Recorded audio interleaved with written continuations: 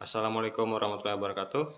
Sebelum kita mulai, alangkah baiknya pertama-tama marilah kita panjatkan puji syukur kehadirat Tuhan Yang Maha Esa, karena dengan kehadirannya lah kita bisa berada di sini menonton video ini tentu saja, dan juga untuk saya bisa mempresentasikan hasil dari kerja kami, yaitu kelompok 10 tentang operasi kontrol unit. Nah, dan tak lupa kita sampaikan salam dan juga sholawat kepada baginda kita Nabi Muhammad SAW, karena dengan adanya dialah yang membawa kita dari era kegelapan sampai ke era terang benderang seperti saat ini. Oke, baik. Kami di sini dari kelompok 10 yang beranggotakan saya sendiri, Laode Arham Aziz Pratama Sakti. Yang kedua ada Irlan. Yang ketiga ada Fitriani.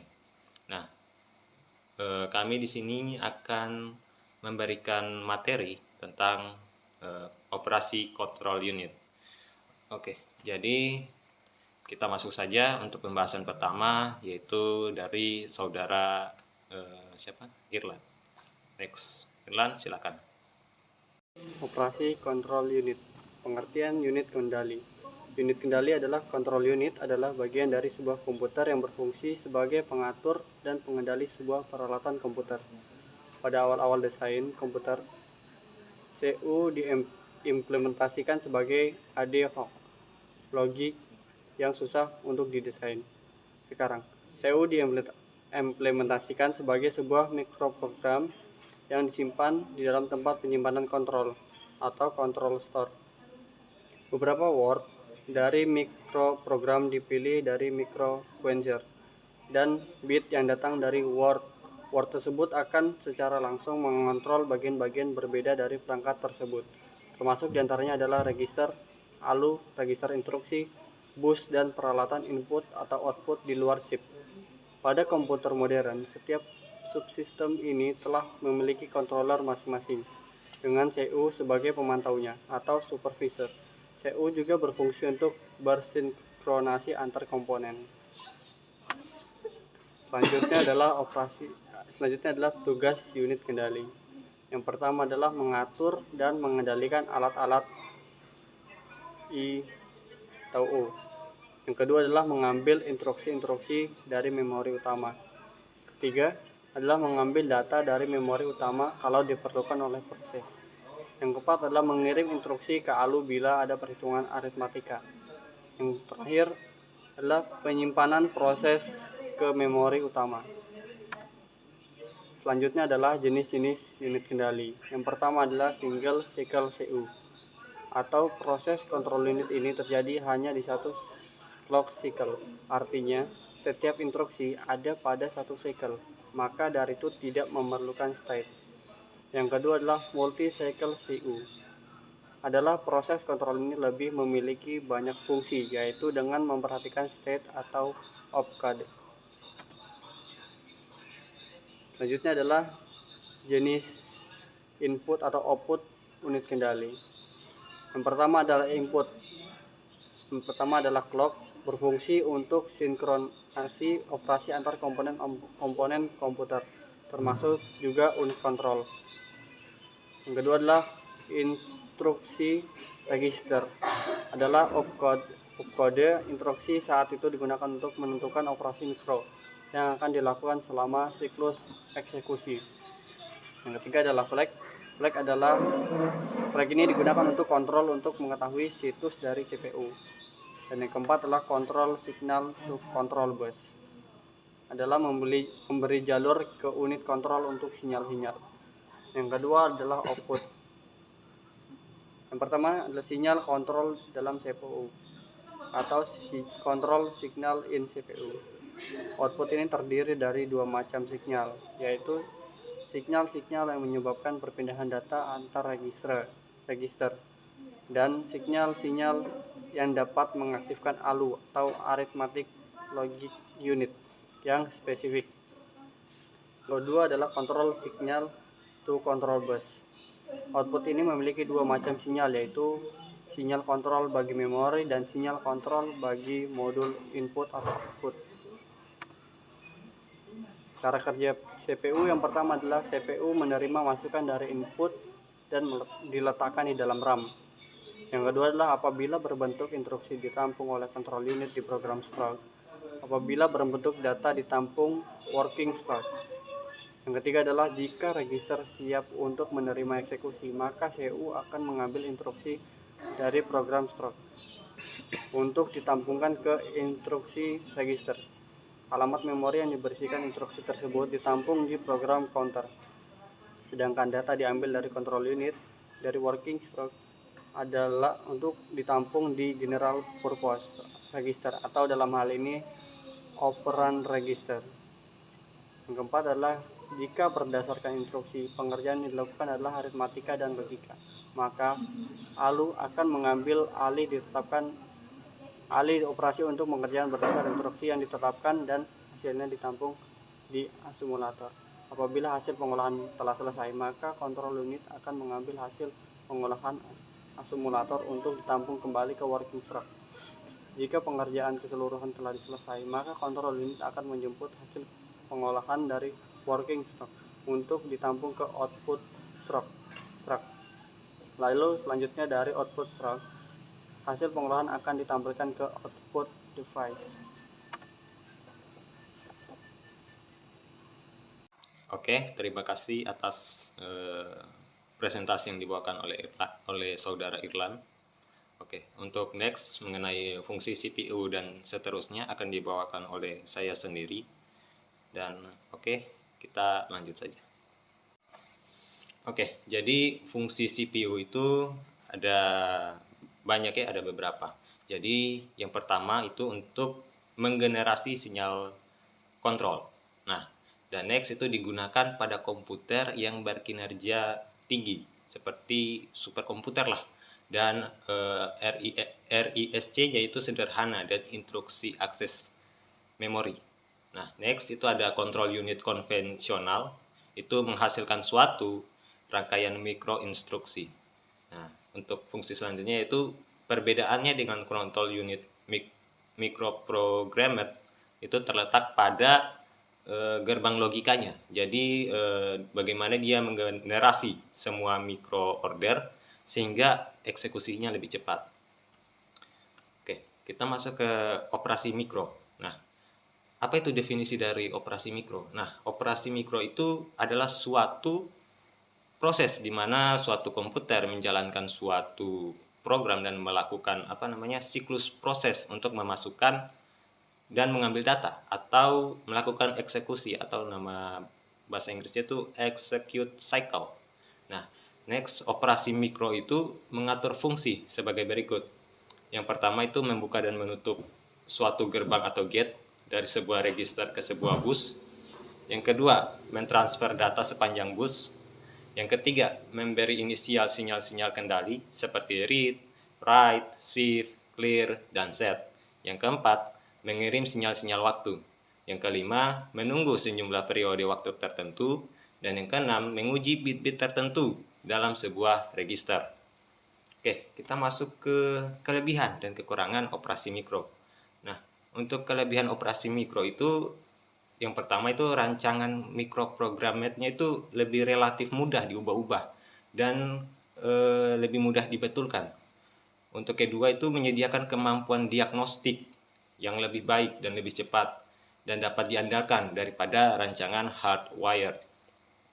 Dan kelebihan yang ketiga yaitu pemanfaatan memori utama dalam komputer mikroprogrammer itu biasanya lebih baik karena perangkat lunaknya itu yang seharusnya menggunakan ruang memori utama itu justru ditempatkan pada memori kendali. Nah, kita masuk ke kekurangan operasi mikro.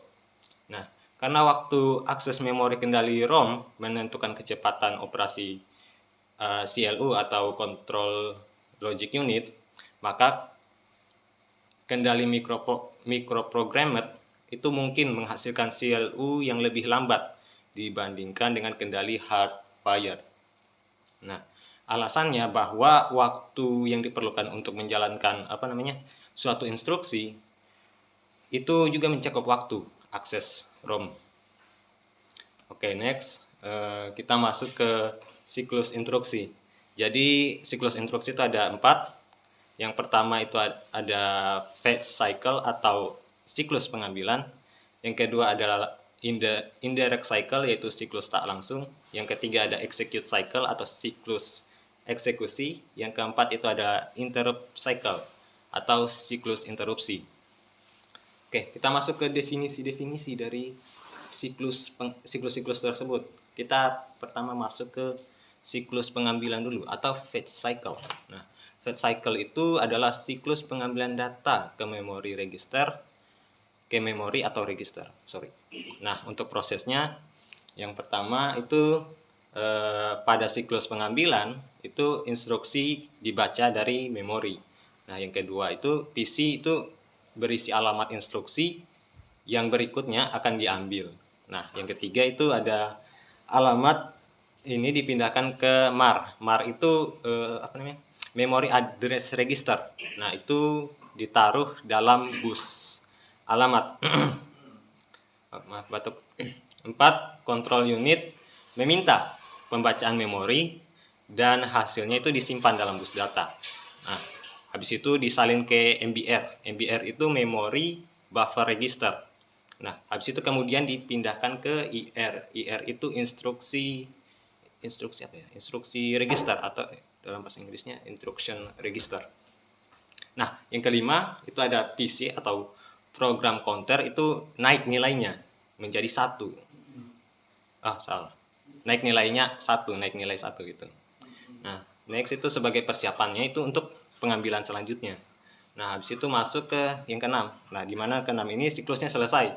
Jadi CU itu memeriksa IR atau yang tadi instruction register itu untuk menentukan apakah IR itu berisi operand specifier yang menggunakan pengamatan tak langsung.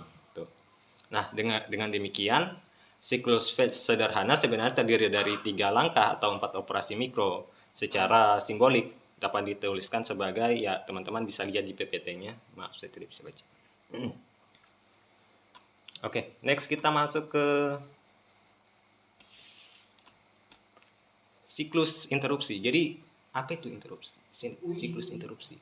Interupsi itu adalah suatu permintaan khusus kepada mikroprosesor untuk melakukan sesuatu. Jadi, bila terjadi interupsi itu, komputer itu akan menghentikan dahulu apa yang sedang dikerjakannya. Habis itu baru diminta oleh yang menginterupsi. Nah, pada IBM PC atau personal komputer dan kompatibilnya itu disediakan 256 buah interupsi yang diberi nomor 0 sampai 256. Jadi interupsi 0 sampai 1 FH itu disediakan oleh ROM BIOS. Sabar. Ini tulisannya ini aneh. Pak, maaf ya Pak, saya baca di sini tidak kelihatan. Agak keluar ini. Saya taruh saja, saya malas ngedit. Yaitu, oke, lanjut ya Pak. Yaitu situasi IC atau integrated circuit. Nah, itu di dalam komputer yang mengatur operasi dasar komputer. Nah, next itu jadi bagaimana? Jadi bila terjadi interupsi dengan nomor 0 sampai 1 VH, maka secara default komputer itu akan beralih menuju ke ROM BIOS atau menuju ROM BIOS. Nah, dan melaksanakan program yang terdapat di sana gitu. Nah, next itu program yang melayani suatu interupsi tentu dinamakan interrupt handler. Ya, handler.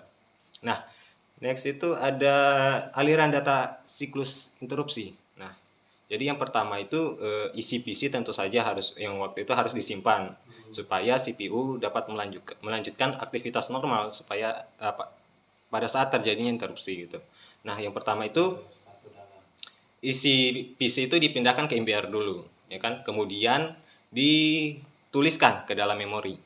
Yang kedua, lokasi memori khusus yang dicadangkan itu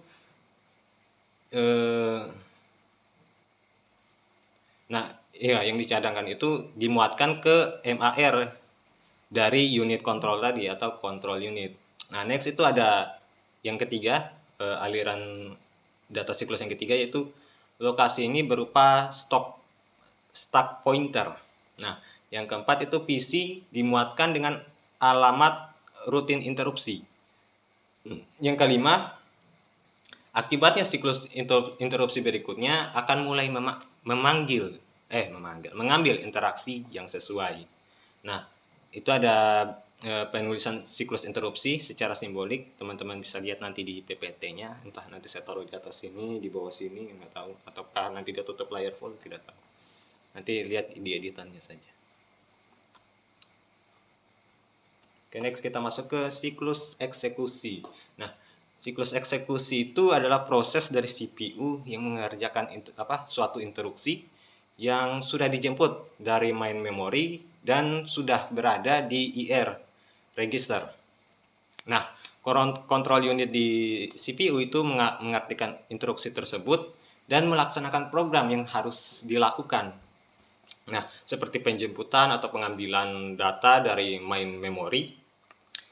Habis itu mengirim instruksi ke ALU untuk melakukan operasi aritmatika atau logika dan menyimpan hasil pengolahannya kembali ke main memory. Gitu. Nah, sedangkan execution sequence adalah proses atau langkah sebuah eksekusi program yang terjadi dan berlangsung pada sebuah sistem mikroprosesor. Nah, sebuah mikroprosesor itu harus dapat melakukan proses seperti ini.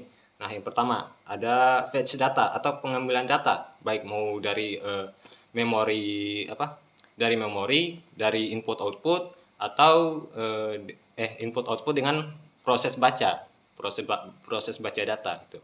Oke, yang kedua itu ada proses data atau pengolahan data dalam salah satu operasi aritmatika dan logika.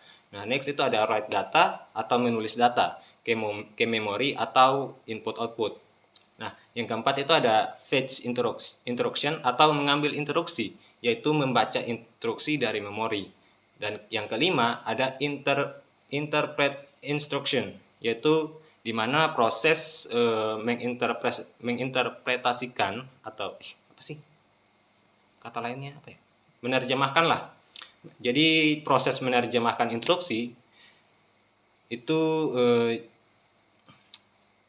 instruksi itu harus didekode untuk menentukan aksi dari suatu instruksi yang harus dilakukan gitu. Jadi instruksi dalam bahasa mesin itu berbentuk kode-kode biner dalam heksadesimal. Nah, setiap perintah yang dikodekan dan disusun dalam sebuah set instruksi untuk mendapatkan gambaran yang jelas bagaimana bagian-bagian dari sebuah komputer itu atau sistem mikroprosesor bekerja gitu. Oke, next kita masuk ke siklus eksekusi. Nah, teman-teman bisa lihat di sini bagaimana perintah dalam execution cycle. Ada penambahan, ada ISZ, ada BSAX. Teman-teman bisa lihat di sini perintah-perintahnya. Oke, baik, itu saja dari saya yang mengenai penjelasan tentang operasi tentang operasi kontrol unit. Kita langsung saja tutup. Sekian dari kami kelompok 10. Jikalau ada kata-kata yang salah mohon dimaafkan, apalagi tadi banyak main-mainnya. Pak, maaf ya Pak, sini sehari sebelum ini baru rekam soalnya akreditasi, jadi Pak mohon maaf ya Pak. Oke, baik, ada teman saya Pak di sini. Jadi mohon maaf ya Pak kalau ada kata-kata yang salah. Billahi fisabilil haq, wassalamualaikum warahmatullahi wabarakatuh.